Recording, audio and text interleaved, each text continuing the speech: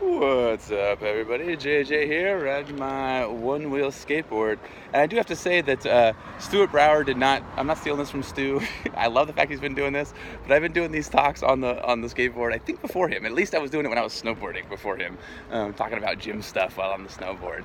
And what I wanted to talk about today is it's a Sunday. I'm at the park.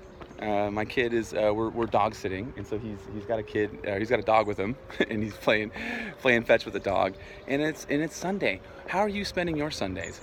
Especially if your gym's open on Sundays, and a lot of people, this is what they do. They spend their Sundays at the if they're not at the gym, then they go home, or a lot of times you have to open the gym, then you go home, and then you got to deal with the programming, you got to look at the schedule, you got to do all this stuff, and then you really don't have a day off. So even if you're not going into the gym on Sunday, you don't end up having a day off, and I think that is a travesty. I really think that I know I fell into that, and I still fall into those roles every once in a while, but it's so important to have a day off, to have a Sabbath, if you will.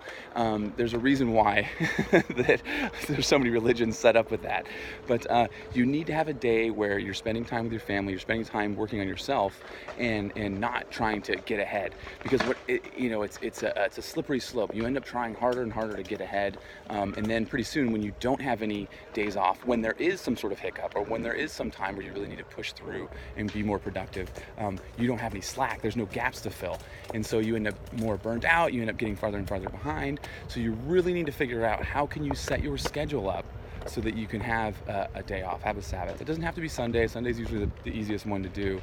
And then think about what you're gonna do with that time. My favorite thing to do is not only not work, but it's also to stay off social media, right? Because I get sucked in. I start reading all these awesome articles. I start posting things and getting into discussions. I really try to not look at my email too much on Sundays as well. So that way I can really have a day where I can relax. Take care of me, spend time with my family, my friends, and I feel so much more recharged going into the next week. It's so important, like I said. Now again, every once in a while you might have to tap into that little resource you have, but if you make it part of your default plan, that's going to be a bad strategy long term, because eventually you keep using it, and then it's not there when you need it. So that's it for today, guys. I'll see you in the next video.